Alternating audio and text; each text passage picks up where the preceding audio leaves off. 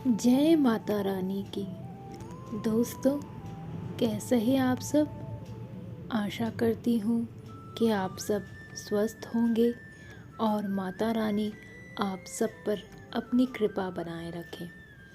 दोस्तों, हिंदू धर्म में नवरात्रि के दौरान माता रानी की साधना और उपासना करने का समय सर्वश्रेष्ठ बताया गया है।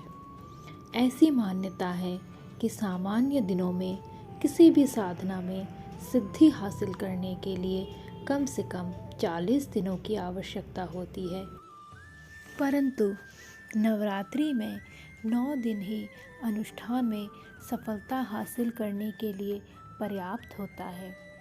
वैसे तो साल भर में 4 नवरात्रियाँ होती है: चैत्र, आषाढ़, आश्विन और माघ की नवरात्रि। उसमें चैत्र और शारदीय नवरात्रि प्रमुख है। हिंदू पंचांग के अनुसार 2023 में नवरात्रि का शुभारंभ 22 मार्च बुधवार से हो रहा है और नवरात्रि का समापन 30 मार्च 2023 गुरुवार को हो रहा है। इस नवरात्रि में माँ का आगमन नौका से हो रहा है। धार्मिक मान्यताओं के अनुसार माँ का नौका से प्रवेश सुख समृद्धि का कारक है। इस साल नवरात्रों में 4 ग्रहों का परिवर्तन हो रहा है। ये संयोग 110 वर्षों बाद मिल रहा है। नवरात्रि के 9 दिनों में माँ के 9 रूपों की पूजा होती है।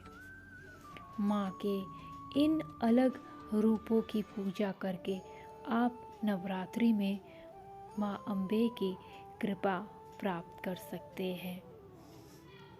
चैत्र नवरात्रि के प्रतिपदा तिथि का प्रारंभ 21 मार्च 2023 मंगलवार को रात 10:52 में होगा। तो उदया तिथि के अनुसार दूसरे दिन यानी 22 मार्च 2023 बुधवार के दिन कलश स्थापना होगी। कलश स्थापना की अवधि प्रातः 6:29 से लेकर 7:32 तक का है, जिसकी अवधि 1 घंटा है। चैत्र नवरात्रि के पहले दिन प्रतिपदा तिथि यानी 22 मार्च 2023 को माँ शैलपुत्री की पूजा की जाएगी। माँ शैलपुत्री कैलाश पर्वत की पुत्री मानी गई है। ये माँ दुर्गा का पहला ईश्वरीय स्वरूप है। शैल का मतलब है शिखर। चैत्र नवरात्रि के दूसरे दिन द्वितीय तिथि 30 मार्च 2023 को माँ ब्रह्मचारिणी की पूजा की जाएगी। नवरात्रि के दूसरे दिन माँ ब्रह्मचारिणी की पूजा करने से व्यक्ति में तप, त्याग और संयम में वृद्धि होती है।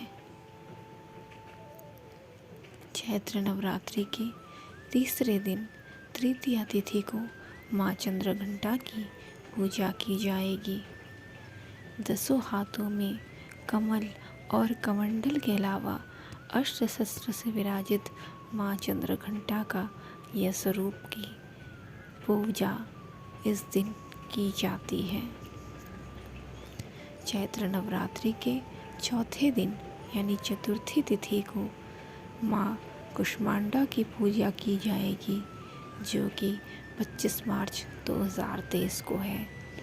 अपनी मंद हल्की हंसी के द्वारा अंड यानी ब्रह्मांड को उत्पन्न करने के कारण इस देवी को कुष्मांडा नाम से अभिहित किया गया है।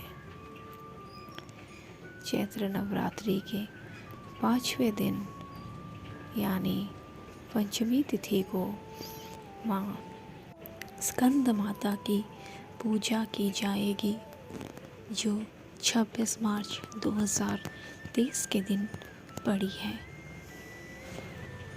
नवरात्रि के छठे दिन यानी षष्ठी तिथि को 27 मार्च 2023 में माँ कात्यायनी की पूजा की जाएगी।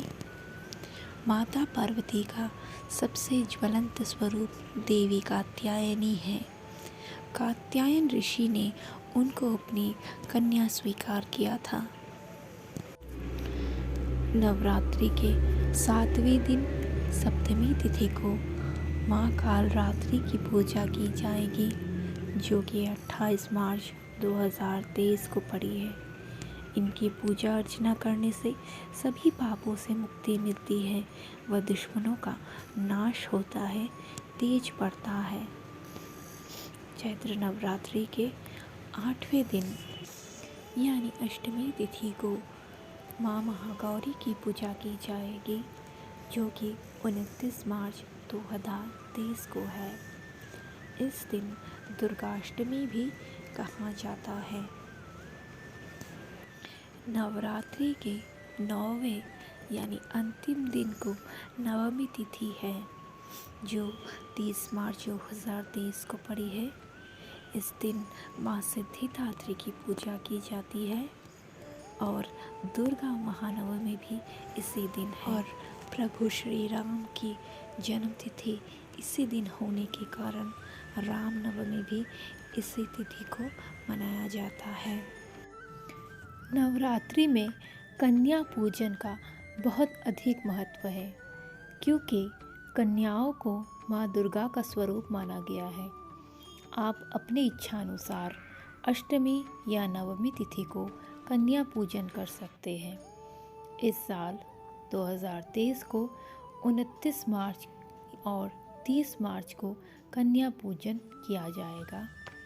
कन्याओं को घर में पधारने के बाद आसन पर विराजमान करके जल से उनके पाँव धोए, तत्पश्चात फूल, अक्षत आदि से पूजा करें। इसके बाद हलवा, पूड़ी, चना आदि भोजन कराए। इसके बाद दक्षिणा देकर पाँव छूकर आशीर्वाद ले और खुशी खुशी विदा करें, ताकि अगले साल आपके घर फिर से माता रानी का आगमन हो। तो दोस्तों, नवरात्रि का ये त्यौहार यहीं पर समाप्त होता है। दशमी के दिन आप कलश को विसर्जन करने के बाद पारण करके अपना व्रत खोल सकते हैं। तो दोस्तों, नवरात्रि माँ दुर्गा जी की आराधना का सर्वोच्च त्यौहार है, जिसके द्वारा आप उनकी कृपा प्राप्त कर सकते हैं। अगर वीडियो अच्छा लगा हो तो मेरे चैनल को लाइक और सब्सक्राइब ज़रूर कीजिएगा, और आगे चलकर आपको अधिक जानकारी मिलने के लिए मेरे चैनल पे बने रहिएगा। तब तक के लिए धन्यवाद।